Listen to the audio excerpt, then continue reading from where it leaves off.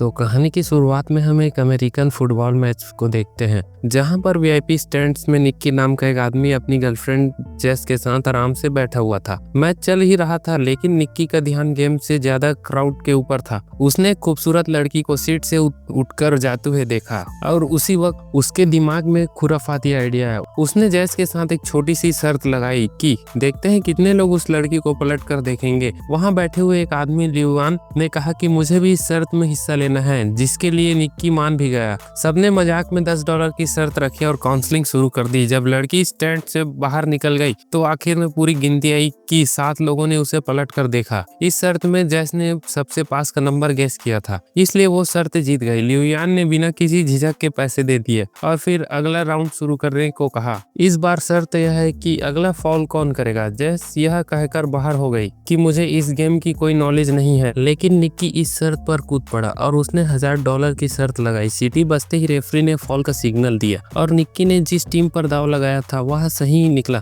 उसने शर्त जीती और पैसे अपनी पॉकेट में डाल लिए। लियुआन शर्त हारने के बाद भी और ज्यादा एक्साइटेड हो गया। उसने कहा कि अब की बार $5000 की शर्त लगाते हैं। इस बार का सवाल यह था कि अब की बार वह बॉल को पास करेंगे या उसे लेकर दौड़ेंगे। निक्की $5000 का दाव खेलने में थोड़ा हिचकिचा रहा था, लेकिन आखिरकार वह मान ही गया। लियुआन ने गेस की कि वह भागेंगे और निक्की ने कहा कि पास करेंगे और सीटी बजते ही प्लेयर ने सच में बॉल लेकर दौड़ लगाया, जिस वजह से निक्की अब $5000 हार गया। अब निक्की ने डिसाइड किया कि कोई बात नहीं, $5000 हार गए, अब बंद करते हैं। और उसने जैसे कहा कि चलो पीने चले, लेकिन लियुआन जीत पकड़ ली। उसने कहा कि तुम वीआईपी लाउंज में बैठे हो, पैसा तो है तुम्हारे पास, 5000 से क्या होता है, एक और बाजी खेलो। इस बार 10,000 की और आखिरकार निक्की मान ही गया। और अब सवाल था कि यह प्लेयर्स अगला पास सही तरीके से कामयाब कर पाएंगे या नहीं। निक्की ने प्रेडिक्ट किया कि हाँ पास देगा यह, लेकिन दूसरी टीम ने पास को बीच में ही रोक लिया। अब निक्की $15,000 हार चुका था। पैसे निकालते हुए निक्की थोड़ा परेशान हुआ। उसने थोड़ा सोचा और कहा कि चल इस बार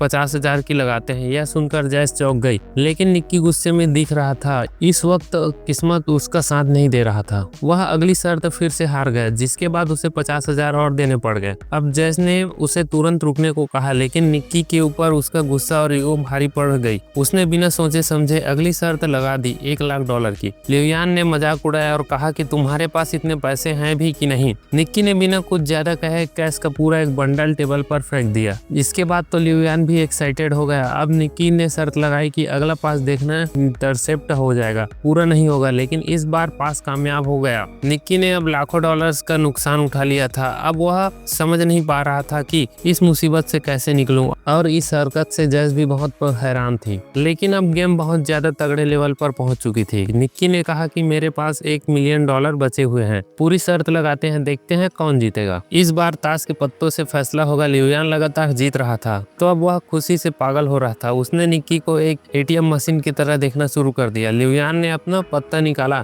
जो थी 5 की पंजी। निक को अब बस 5 से बड़ा पत्ता निकालना था, जीतने का चांस काफी ज्यादा था। निक ने पत्ता उठाया और बहुत ही कॉन्फिडेंट से पलटा, लेकिन उसकी तो तिग्गी निकली। तिग्गी देखकर यह तो जैस तुरंत ही कुर्सी से नीचे गिर गई। निक्की ने जब गेम स्टार्ट की थी तो सिर्फ $4000 लगाने का मूड था, लेकिन अब वह $1 मिलियन से ज्यादा हार चुका था, यानी लगभग 9 करोड़ के करीब। इस शर्मनाक हार के बाद उसके पास कहने को कुछ नहीं बचा था, तो उसने चुपचाप जेस के हाथ पकड़ा और उसे बाहर ले जाने लगा। उसका मन बहुत दुखी था, लेकिन लियुआन अभी भी उसे और चिढ़ाने लगा। उसने कहा कि यह होता ही है बेटे, उस्ताद के साथ खेलने का नतीजा। निक्की ने रुक कर एक और शर्त लगाई, $2 मिलियन की। अब आइडिया थोड़ा नया था। निक्की ने चैलेंज दिया कि लियुआन किसी भी रैंडम प्लेयर को दूरबीन से चुन सकता है, और अगर निक्की ने उसका उसी नंबर सही से गैस कर लिया तो जीत उसकी। लियुआन इस बात से थोड़ा कंफ्यूज हो गया। उसने कहा कि यह तो भाई दिमाग पढ़ने वाली बात हो गई। उसे लग रहा था कि मानो निक्की अपने पैर पर कुल्हाड़ी मार रहा है। उसे थोड़ा शक था कि कहीं निक्की कुछ चीटिंग तो नहीं कर रहा। इसके शक को दूर करने के लिए निक्की ने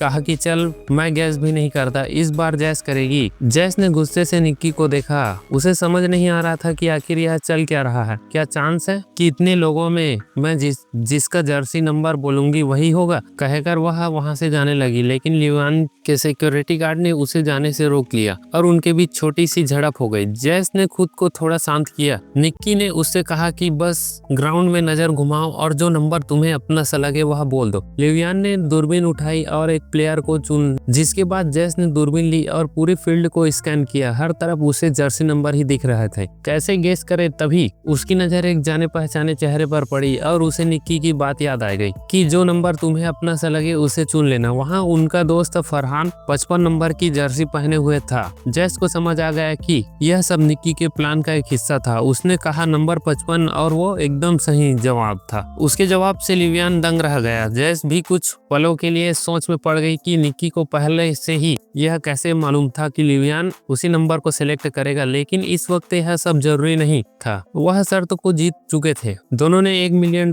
का प्रॉफिट किया और सारा हारा हुआ पैसा भी वापस मिल गया। 2 बड़े कैश से भरे हुए बैग लेकर वह स्टेडियम से बाहर निकल गए। कार में निक्की जेस को बताया कि यह सब कुछ उसके प्लान का हिस्सा था। वो लिवियन को काफी समय से ट्रैक कर रहे थे। दरअसल लिवियन हाई सोसाइटी में अपनी जुआ खेलने की बुरी आदत के लिए मशहूर था। उसके सामने कुछ भी शर्त लगाए वह कूद पड़ता था। निक्की की टीम ने यह पूरा प्लान बनाया था। जैसे ही लिवियन ने अपने होटल रूम से बाहर कदम रखा, उसके सबकॉन्शियस माइंड में नंबर 55 डाला गया। सिक्योरिटी गार्ड से लेकर स्टेडियम के रास्ते में साइन बोर्ड पर भी वह नंबर था और उन्होंने उस सिर्फ यह नंबर दिखाया नहीं बल्कि सुनाया भी। मैच देखने आते वक्त उन्होंने लिवियन की गाड़ी में एक गाना चलाया जिससे उसे बार बार 55 नंबर का हिंट मिले। उस गाने में 124 बार 55 जैसी आवाजें निकली, जिस वजह से लिवियन का दिमाग बार बार उस नंबर की तरफ खींचा जा रहा था। साथ ही उसे फराद की एक फोटो भी दिखाई गई जिससे वह एक विजुअल मेमोरी बन गई। जब वह दूरबीन से देख रहा था तो उसका दिमाग नेचुरली 55 नंबर की तरफ गया और जैस ने फराद को देखते ही 55 नंबर कह दिया। जैस को पहले से कुछ भी इसलिए नहीं बताया गया था ताकि इस पूरी गेम के दौरान उसके एक्सप्रेशन बिल्कुल असली रहे, ताकि किसी को भी उन पर शक न हो। यह सब सुनकर तो जैस निक्की से पूरी तरह से इम्प्रेस हो गई। इसके बाद वह कहानी कुछ दिन पहले जाती है। कुछ दिन पहले की बात है। निक्की एक कमरे में बेड पर था। उसके सर पर एक आदमी ने बंदूक तान रखी थी। उसके पास ही जैस बैठी थी जिसे वह बस कुछ ही दिन पहले ही मिला था। यह साफ दिख रहा था कि निक्की को किसी ने अपने जाल में फंसा रखा है, लेकिन उसके चेहरे पर डर का नामो निशान नहीं था। उसने सीधा कहा कि मेरे पास एक भी पैसा नहीं है, अगर गोली चलानी है तो चला दो। गन वाले आदमी ने उसके रिएक्शन को समझा और तुरंत पहचान गया कि यह आदमी खिलाड़ी है, हमसे बड़ा ठग है और यह उसका अंदाजा बिल्कुल सही था। निक एक बेहतरीन ठग है जो कि छोटी मोटी चोरियां करता है, वह भी बहुत सफाई से। जैसे ही उसे फंसाकर इस कमरे में लाई तो उसने जैस के अंदर एक नेचुरल टैलेंट देखा। जैस उस वक्त तक कुछ नहीं समझ पाई थी और खैर जब वह बंदूक वाला आदमी चला गया तब निक्की ने जैस से कहा कि तुम्हारे पास एक गिफ्ट है और अगर तुमने लोगों को ठगने की अपनी इस ताकत को अच्छे से तलाश लिया तो सारी जिंदगी बैठ के खा सकती हो। निक्की ने कहा कि हमारा तो पारिवारिक धंधा ही है, मेरा बाप उसका बाप सब ठग थे, वो पुश्तैनी ठग है। हर ट्रिक हर एक चाल उसके लिए एक गेम थी। जैस ने बिना समय गंवाए थोड़े पैसे निकाले और कहा कि मैं आपसे सीखना चाहती हूँ। निक्की ने भी समय बर्बाद करना जरूरी नहीं समझा। बाहर जाते वक्त भी निक्की ने जैस की एक अंगूठी चुरा ली थी और उसे पता तक नहीं चला था। जब तक जैस समझ पाती कि हुआ क्या है तब तक उसकी घड़ी भी गायब हो चुकी थी और जब उसने हैंडबैग में घड़ी रखी तो निक्की उसका वॉलेट निकाल चुका था। इन सारे कारनामों के बाद निक्की ने कहा कि हाथ की सफाई, टाइमिंग और थोड़ा सा स्टाइल, बस यही चाहिए इस काम में। उस दिन निक्की ने उसे गुड बाय के अलावा कुछ और नहीं कहा। कुछ महीने बाद जैस ने उसे न्यू ऑर्लिन्स शहर में ढूंढ निकाला जहां निक्की ने एक नई टीम बनानी शुरू की।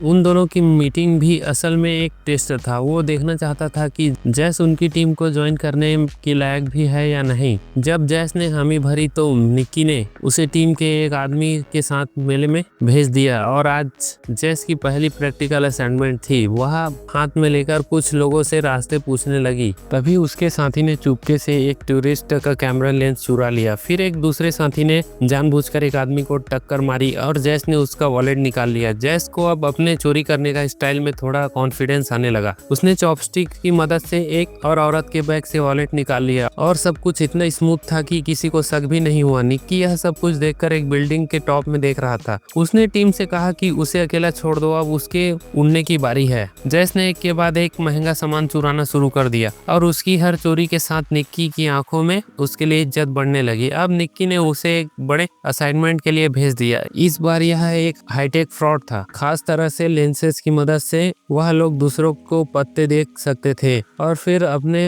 अपोनेंट को आसानी से हरा देते थे। यहाँ पर क्रेडिट कार्ड चुराने का सिस्टम भी चल रहा था। कार्ड को चुराकर चुपके से एक टीममेट के पास भेजा जाता था, जहाँ एक डिवाइस के डाटा को कॉपी करता था और फिर वह कार्ड वापसी उसी शख्स की वॉलेट में चला जाता था। जब तक किसी को कुछ पता चलता तब तक पूरा अकाउंट खाली हो जाता। एक और ठगी का सिस्टम था।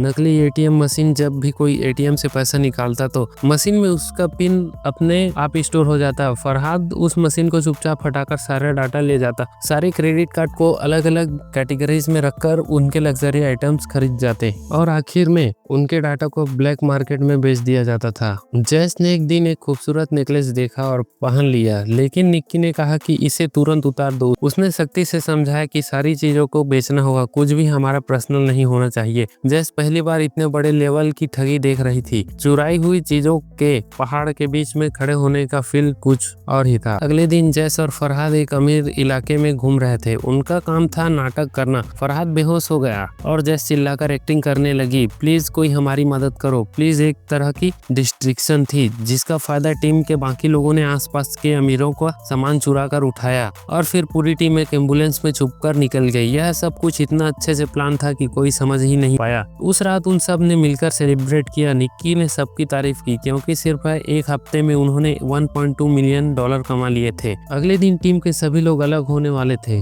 सभी डॉक्यूमेंट्स को डिस्ट्रॉय कर दिया गया और सबको भरोसा दिलाया गया कि कुछ दिनों के अंदर तुम्हारे पैसे तुम्हारे बैंक अकाउंट में आ जाएंगे। लेकिन पुराने मेंबर जानते थे कि निक्की का एक लास्ट मिशन अभी भी बाकी है। उन्होंने उसे 1.2 मिलियन कैश दिया और जैस के सामने वार्निंग भी दी कि इसे जुए में मत उड़ा देना। अगली सुबह निक्की जैस को ले गया स्टेडियम के वीआईपी लाउंज में। उसने जैस के सामने पूरा तमाशा किया कैसे कुछ ही मिनटों में हम मिलियंस डॉलर कमा सकते हैं। जैस उस वक्त तक निक्की थोड़े थोड़े प्यार में पड़ने लगी थी। उसे लगने लगा था कि वह निक्की की गर्लफ्रेंड है, तभी तो वह उसे यह सब कुछ दिखा रहा है। लेकिन निक्की ने शुरुआत से ही उसे बस ठगी के लिए ही अपने ग्रुप में शामिल किया था। जब सब कुछ खत्म हो गया तो निक्की ने उसे 80,000 डॉलर कैश दिया और आखिर में कहा गुड बाय। जैस ने उसकी तरफ देखा, उसकी आंखों में आंसू थे, उसका दिल टूट गया था। एक तरफ वह निक्की से सच में प्यार कर बैठी थी, दूसरी तरफ उसे यह भी लग रहा था कि 80,000 डॉलर बहुत कम है क्योंकि निक्की ने अभी 1 मिलियन डॉलर कमाए थे। लेकिन निक्की की दुनिया में जज्बातों के लिए कोई जगह नहीं थी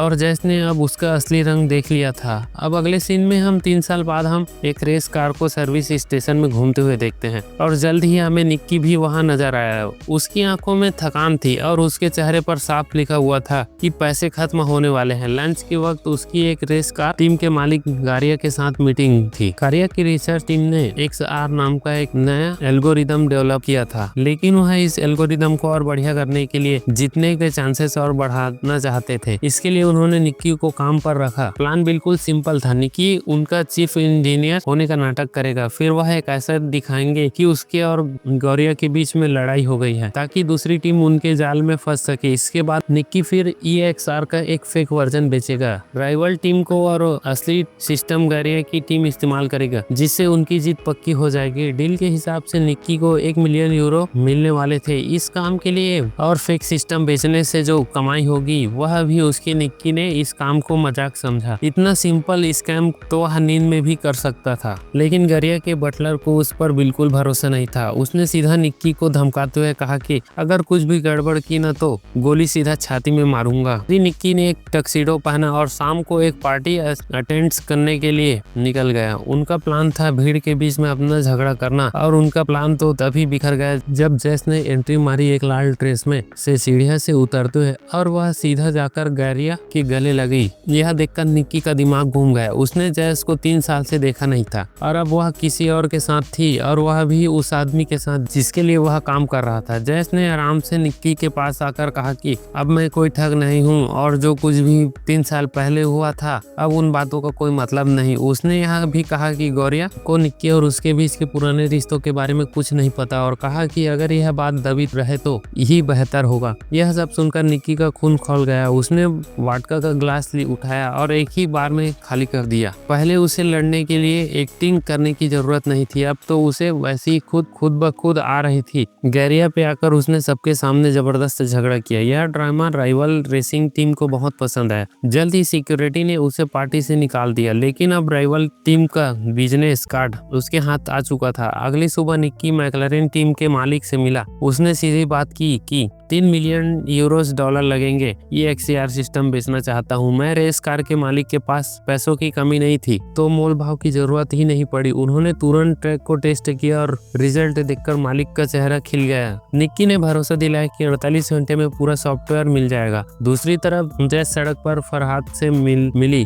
फरहाद को निक्की ने भेजा था। उसने जैस को बताया कि 3 साल पहले निक्की का चले जाना जरूरी था, उनके पास कोई चॉइस नहीं था। उसने कहा कि निक्की अब भी जैस से प्यार करता है। फरहाद ने बक्से जैस को दिया, जिसके अंदर वही नेकलेस था जो जैस को पसंद आया था। इस बात की कोई गारंटी नहीं थी कि वह असली है या नकली, लेकिन उस बात से फर्क नहीं पड़ता था। उस नेकलेस को देखकर जैस का मन पिघल गया। जैस के मुंह से तो यह निकला कि यह निक्की पर भरोसा नहीं कर सकती, लेकिन उसकी आंखों में कुछ और ही लिखा था। वह अब भी उसके लिए कुछ तो महसूस करती थी। खैर, जल्द ही डील का दिन आया। निक्की मैक्लारेन टीम के मालिक को सॉफ्टवेयर दे गया। बदले में एक हट्टे-कट्टे इंसान ने उसका हाथ में 3 मिलियन यूरो थमा दिए। लेकिन निक्की का नेचर ही कुछ ऐसा था कि वह बिना रिस्क के काम नहीं करता। उसने उस सॉफ्टवेयर की एक कॉपी चुपके से सभी रेसिंग टीम को बेच दी। हर एक हैंडशेक में जिससे हाथ मिलाया मिलियंस में पैसे ले लिए। जब तक रेस शुरू नहीं हुई कि किसी को पता ही नहीं चला कि सभी के पास एक ही सिस्टम है। उस रात निक्की ने भागने की जैस को मैसेज की कि अगर समय रहते वह आ गई तो वह दोनों एक साथ भाग सकते हैं। निक्की ने इंतजार किया पर कोई नहीं आया।